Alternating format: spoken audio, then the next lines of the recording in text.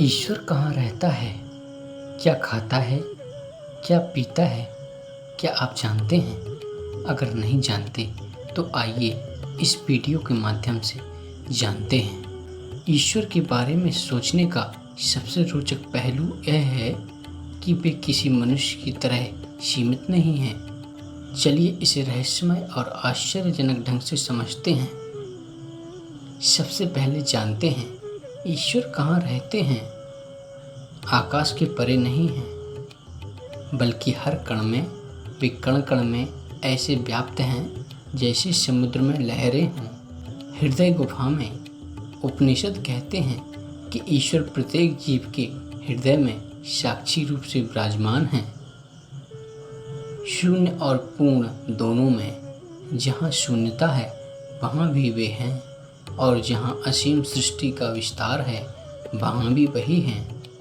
आश्चर्य यह है कि ईश्वर को खोजने बाहर जाना ही नहीं, वे तो हमारी सांसों की लय में विराजते हैं।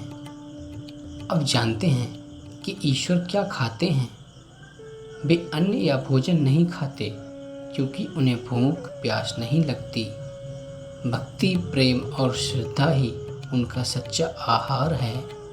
भक्त की एक सच्ची पुकार ही उनका भोजन बन जाती है। गीता में भगवान कहते हैं, पत्रम पुष्पम फलम तोयम यो में भक्त्या पृच्छति। अर्थात एक पत्ता, एक फूल, एक फल या जल भी यदि प्रेम से अर्पित करो तो मैं उसे स्वीकार करता हूँ। अब जानते हैं कि ईश्वर क्या पीते हैं। वे पानी या रस नहीं पीते, बल्कि भक्त के हृदय का अमृत स्नेह ही उनका पेय है। उनकी प्यास केवल एक है, जीव अपने भीतर छिपे दिव्य स्वरूप को पहचान ले।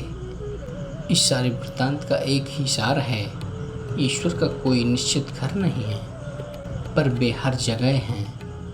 वे रसोई का भोजन नहीं खाते, बल्कि प्रेम का स्वाद लेते हैं। वे पानी नहीं पीते, बल्कि आंसुओं में घुली हुई श्रद्धा पीते हैं। यही तो ईश्वर का चमत्कार है। जो सबको जीवन देता है, उसे खुद कुछ भी नहीं चाहिए। तो आइए अब इसे छोटी, रहस्यमयी और प्रेरणादायक कहानी के रूप में समझते हैं। कहानी ईश्वर का घर, भोजन और जल।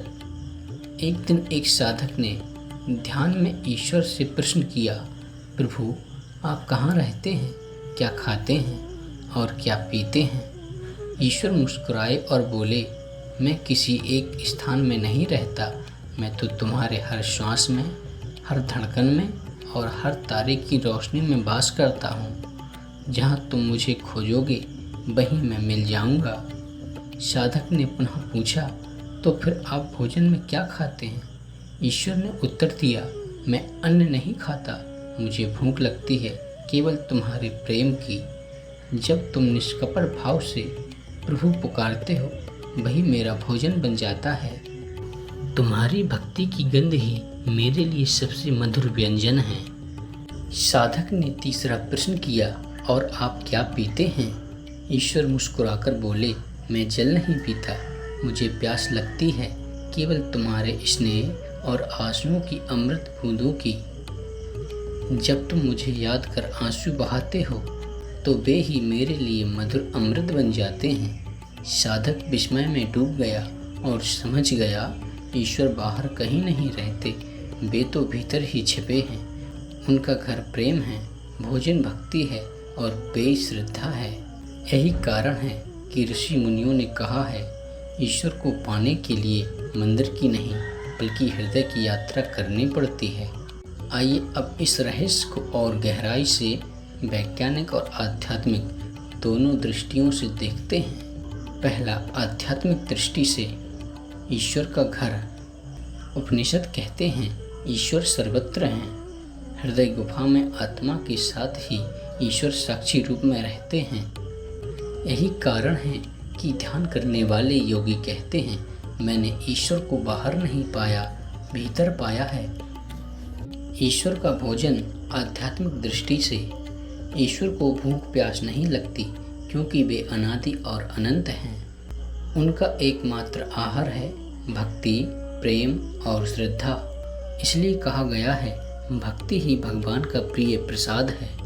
ईश्वर का पेय आध्यात्मिक दृष्टि से वे जल या अमृत नहीं पीते, बल्कि भक्त की सच्चाई ही उनका पेय है। आंसुओं की एक बूंद जो प्रेम से बहती है, उनके लिए सबसे मधुर है। आइए अब जानते हैं विज्ञान की दृष्टि से कि ईश्वर कहाँ रहते हैं। विज्ञान कहता है कि संपूर्ण ब्रह्मांड ऊर्जा और चेतना का खेल है। वही सर्वव्यापी ऊर्जा ही ईश्वर का स्वरूप है। मतलब हर परमाणु, हर कंपन, हर धड़कन में वही हैं। क्या खाते हैं? विज्ञान की दृष्टि से ऊर्जा को कोई भोजन नहीं चाहिए, लेकिन जब मनुष्य अपनी चेतना को प्रेम और भक्ति की तरंगों में बदलता है, तो वह तरंगे ही ब्रह्मांडीय ऊर्जा से जुड़ती हैं। यही कारण है कि जब आप ईश्वर को प्रेम से पुकारते हैं, तो आपको भीतर शांति और आनंद मिलता है। आइए अब जानते हैं कि ईश्वर क्या पीते हैं।